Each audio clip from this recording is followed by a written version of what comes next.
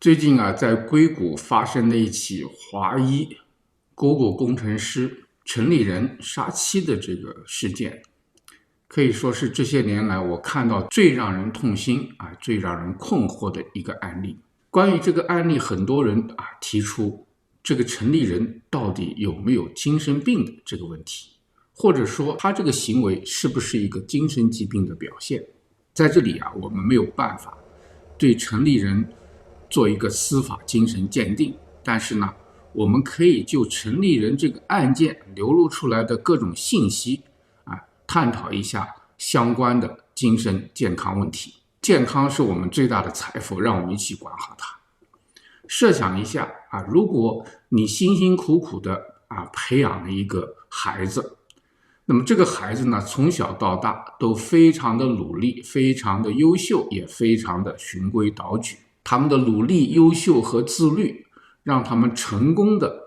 进入了中国的名校清华大学这个学校的校训叫做厚德载物。估计这个校训已经没有很多人真正理解它是什么意思，也没有人真正去对学生进行这样的教育。那么你的孩子从了中国清华大学毕业以后又到美国留学以后又进入了世界顶尖的互联网公司里工作。男孩子进入了 Google， 女孩子进入了亚马逊，都是世界顶尖的互联网公司。那么这样的孩子，他在经济上的收入应该在20万以上。你终于可以松一口气说我可以高枕无忧了，孩子终于培养出来了，独立了，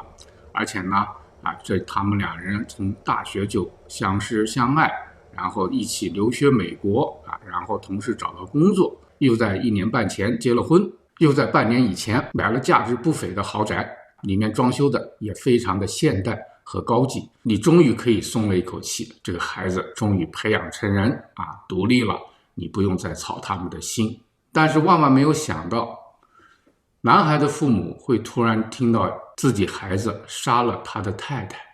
而女孩的父母则突然听到他的女儿被他自己的先生在家里活活打死。这是一个什么样的震撼和打击？所有的人都在问为什么。对绝大部分人来讲，我们都是从网上看到信息，并不真正了解这一对夫妇的个性、生活、精神状态、工作情况和两人的关系问题。有人会提出他会用精神病来做借口逃脱对他的惩罚，也有人传出他的家庭的确有精神疾病的历史，他的妈妈在30多岁因为精神病发作住院，他的姥姥也有精神疾病的历史。那么陈立人的行为跟精神疾病到底有什么样的关系呢？首先我们来说一下，精神疾病是一个很笼统的概念它有各种各样的类型。第一种类型呢，我们叫做精神障碍，比如说精神分裂症、严重的双向的情感性疾病，以及严重的抑郁症、强迫症等等。在这一类精神疾病当中呢，如果一个人有了幻觉和妄想，那我们就认为他是个重性精神病这个幻觉和妄想就是说他能听见看见别人看不到的东西这些东西呢跟他的信仰、文化、教育和现实都不相符。第二呢，就是有非常偏执的想法这个想法呢，同样跟他自己的信仰、跟他文化背景、跟他的这个教育程度、跟现实都不相符比如说有人相信自己是某某某某著名演员的先生，有人相信自己是某某某某重要人物的孩子，有人相信呢自己有某种特殊的天赋和使命不管和环境适应不适应，他都控制不了自己的这种想法付诸行动，不管这个想法呢跟现实有多么的脱节。最重要的是，这类精神病人没有自省能力，不认为自己看到的和听到的是错的，在这种没有反省能力的情况下呢，是非常危险的。在这些人当中有一种是最不容易被发现的，就是偏执性的精神病。这个偏执性的精神病它是什么特点呢？就是说他一直有一个很偏执自己在脑子里编织出来的一个看起来非常逻辑有理有据的一个想法这些想法呢都是基于一些蛛丝马迹或者是不相干的现象，或者是说无中生有的东西，他把它变成一个非常合理的、非常严密的一个想法比如说我认识的朋友就相信这个 FBI 整天是在监视他他哪天回家看到这个房子锁被动啦这个地上有脚印啦，或者是窗户有变化了等等，说的这些事情嘛，你听起来都有鼻子有眼的，但是呢，它并不是真实存在的。在这个幻想之外，他一切看着都很正常，照样的去做其他的事情。他有了这些想法呢，他还常常去采取一些相应的行动比如说让家里人帮他换锁呀，家里要装摄像头到警察局报案等等，这种很偏执。但这种偏执呢，他和他其他的人格这个完整性没有影响跟他的其他的思想和活动也没有影响，他只是在某一个方面有非常非常偏执的妄想。那么另外一类精神病是没有幻觉和妄想的，没有幻觉和妄想呢，这类精神疾病那么他去伤害别人的可能性就比较少，而相反的，如果是严重的抑郁症的话，他有可能伤害的是自己。要鉴定一个人的精神疾病呢，你基本上是要有几个条件第一呢，他有家族的病史，因为这种严重的精神疾病这个家族遗传的倾向是非常明显的，绝大部分都是有家族历史的。假定陈立人这个家族精神病史是真的话，那么对诊断他有精神疾病是一个有力的证据。另外呢，就是精神疾病有些是持续存在的，然后有突然的加重和爆发。还有一种呢是间歇性发生的就是在他正常的时候他没问题突然出现了这个爆发作的时候呢，他的问题很大。而前一种呢更多的是一种人格的障碍。关于人格障碍呢，我们回头再讲。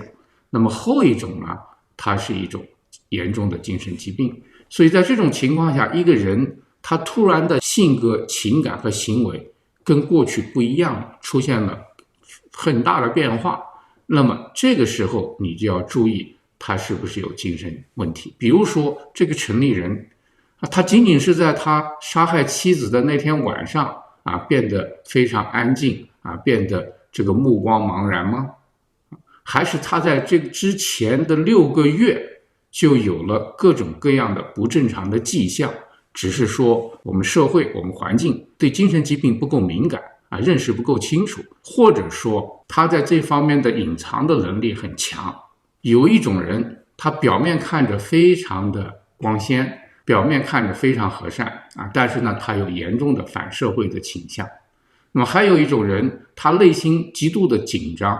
但是呢他的表面上看着是非常的平静。特别是我们以前讲过的成功人士的甲基化不足的这期节目里面，专门讲到这一类成功人士他的一些性格特征这个性格特征呢，我们回过头来再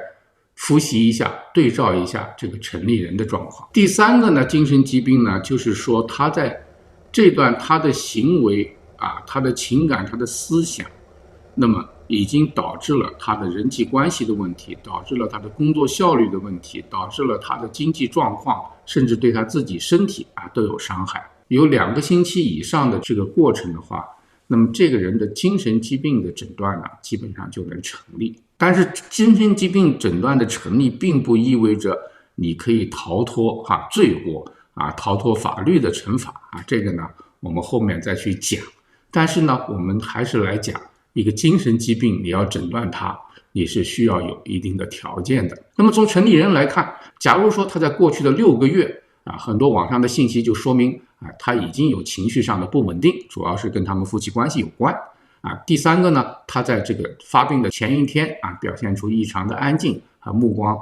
茫然，可能只是因为有朋友看见了他的这种状态，也许不仅仅是在头一天晚上才有的，可能是有了相当一段时间，只不过是没有被人注意到或者观察到。那么他在发生命案的那一天的行为和表现，完全是一个非正常的极度的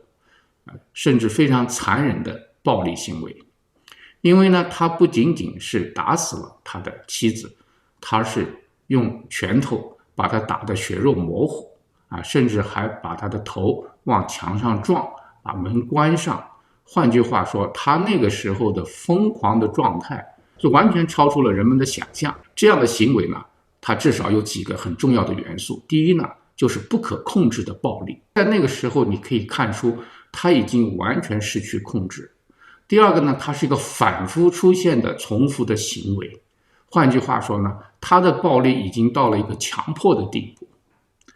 第三个呢，就是暴力背后的仇恨的情绪也是难以想象的。最后呢，做这件事情的整个的认知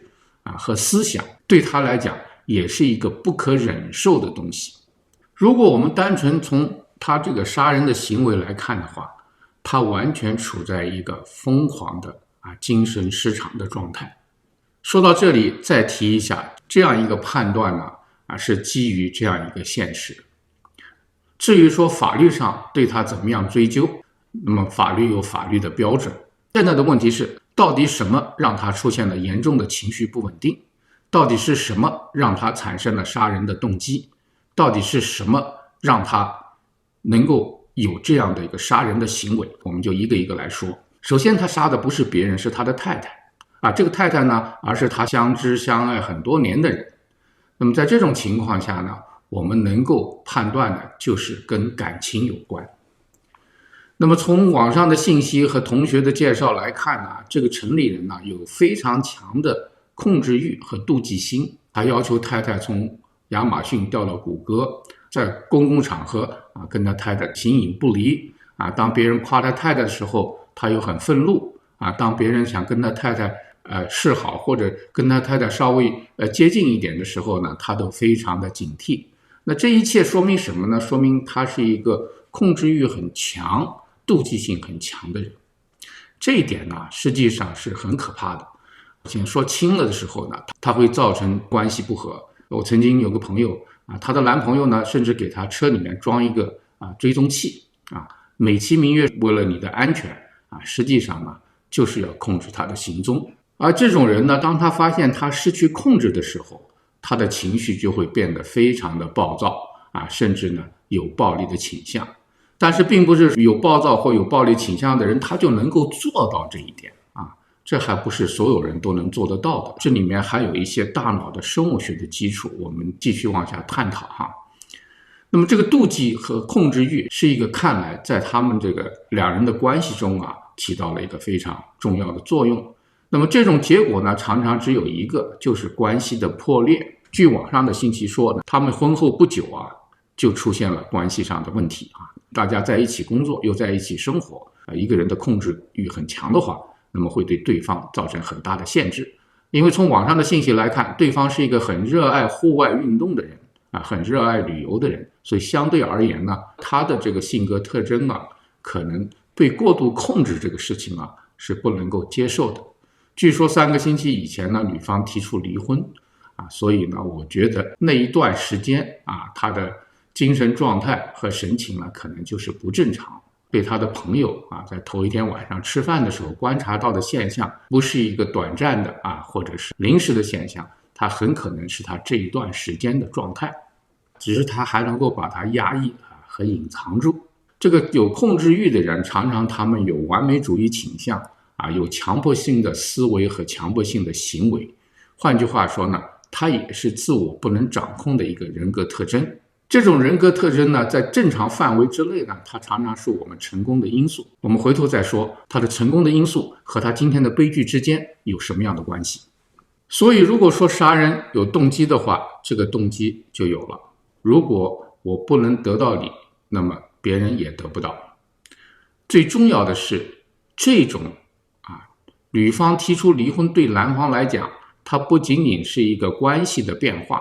意味着他做的一个事情的失败。婚姻是一件不容易的事情走到这一步，闯过了各个关卡，是吧？大学出国找工作谈恋爱、结婚，每一个关头都容易造成关系出现问题。那么他都闯过了很多关到了最后还是要失去他精心打造的这样一个家庭。对他来讲呢，不仅仅是一个婚姻的变化，在他看来是他人生的失败，是对他自身价值的一个否定。对他这样一个性格特征的人来讲呢，这是难以接受的。那么他到底是一个什么样的性格特征呢？看过我们这个成功人士甲基化不足这一期节目的人应该知道，绝大部分的成功人士都有一甲基化不足的基因表观问题。那么这个甲基化不足呢，它对很多人来讲是他成功的一个基础。比如说他们有完美主义倾向，他们非常自律，非常努力，他们是超级成就者，而且呢争强好胜，所以呢在体育运动竞技方面都是前列的，在学校里都是学霸。同时呢他们在很多方面呢都有天分，做事呢非常的讲究方法，非常的刻板甚至呢到了强迫的程度。他们在身体方面常常都是细长个子，但是呢他们也有很多的弱点弱点之一呢，他们有季节性过敏容易得自身免疫性疾病同时呢他们有强迫抑郁的倾向甚至呢有成瘾的行为他们在大脑里面常常缺乏多巴胺和血清素的功能，那么导致他们需要通过很多这个强烈的刺激才能带来的一种正常的情感。那么他们常常会有一些所谓的冒险行为我的一个病人，他隔三差五要去跳高楼要从高楼上往下跳。还有些人喜欢去做一些空中跳伞攀岩等等活动，当然还有这种体育竞技，是吧？因为这些呢都能够刺激他身体产生多巴胺产生内啡肽让他感觉比较正常一些。那么这些人的内心他实际上是很紧张的，因为他永远不觉得自己做得好，做够了，因为他是追求完美的，所以在这种情况他会不断的努力不断的争取。他们最不能接受也是最害怕的就是失败，所以这些人呢常常婚姻即便是不美满不好，他都不愿意离婚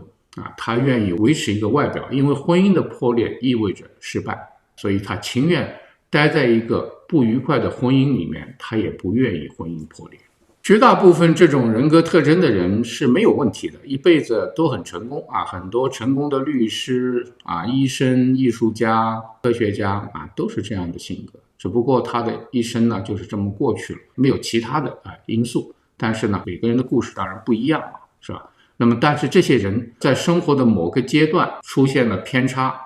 出现了外在的因素，那么就会导致他失去这个平衡。其实我们人实际上是在应付两方面的挑战，一方面是我们大脑在对我们做什么，就像一个人心慌的时候你心律失常了，你知道你心律失常了，所以你心慌，是吧？但是当一个人他有强烈的控制欲，他有强烈的冲动，他有暴力的倾向他有抑郁的倾向，他会成瘾，你都不知道为什么，因为我们没有人去探索这个大脑里面的神经电活动和生物化学的过程有什么问题。另外一个就是社会和环境对我们的要求和影响，是吧？社会对我们有期待，不管是各种各样的角色你在扮演，在家里是儿子是丈夫，在工作单位呢你是雇员，在这种情况下呢你有很多社会对你的期待和压力。那么中间这个你是谁呢？实际上就是你的自我意识和自我的叫灵魂，是吧？你在中间你就需要想应付这两边的问题，找到一个平衡点。当这个平衡点失去的时候，那么就会出现各种各样的所谓的疾病或者我们看到的这样一个悲剧。如果你这个我又没有很强大的信仰方面的支持，或者在信仰方面很困惑，或者说你没有一个好的信仰，你信仰的东西提倡暴力，提倡对生命的不尊重，那么出现的问题就很大。现在看来这个城里人发生的这样一个悲剧案这三方面的因素都存在从这个生物化学角度来讲，它非常有可能是一个严重的甲基化不足的案例。那么这样一个案例呢，是它成功的基础，同时呢也是它造成悲剧的一个原因。第二个呢，就是生活中的各种各样的压力不管经济上的、工作上的，特别是夫妻关系之间的问题呢，导致了他失去了平衡，那么造成了一个严重的精神障碍。在这种严重的精神障碍之下呢，他产生了暴力行为。说到这个暴力行为我们刚才讲过，即便是你很生气很有愤怒，但是并不一定是能够做到去杀人。有的人愿意杀自己，他不愿意去杀别人。那么下手这么狠，这么暴力，那么他有没有其他的因素呢？其实呢，我们讲过，这个大脑里面，特别是我们的前额叶它是控制冲动的那么大脑的这个杏仁体是调节我们情感和行为的。如果这方面有问题的话，那么它也会有这样的行为。还有一个呢，在我们研究当中经常发现，这个人身体里面有过高的游离酮，会导致人的脾气暴躁，甚至暴力行为。这个研究实际上是从监狱里的暴力行为的犯人身上研究出来的。Dr. William Walsh 在这个 Walsh Research Institute 呢，他是专门做的这方面研究有一本书叫做《营养的力量》，大家可以看一看。那么这个游离酮是过高，会导致人呢这个坐立不安会导致人呢有暴力的倾向当然呢，对于成年人来讲，有没有这个因素我们不知道。现在我们可以确定的是，成年人呢，他一定会受到法律的制裁，不管他有没有精神疾病同时呢，他一定也会得到精神疾病的鉴定甚至治疗，因为他的行为呢不仅触及了法律也牵扯出一系列的跟精神病学相关的问题。总而言之，站在父母的角度，这两个孩子都是非常可惜的，女孩更不用说是这场悲剧的牺牲品。这么男孩呢，虽然是非常可恶可恨，可能也罪有应得，但是呢，我们从精神健康的角度来说对我们父母对我们大众都应该敲响警钟。对精神疾病的认识，对人格障碍的认识我们都是很弱的，甚至医生在这方面受的教育都很少。关于这个案件的真相呢，还有待于进一步的阐述。今天的节目呢，并不是说要给陈立人做一个精神疾病的诊断，或者说呢对他的行为下一个什么结论，只是这个事情引发出来的一系列跟精神和行为健康有关的问题和现象呢，拿出来分析一下，只是一家之言。如果您在这方面有什么体验和高见呢请在留言区跟我们分享。端倪世界，守护健康，我们下次节目再见。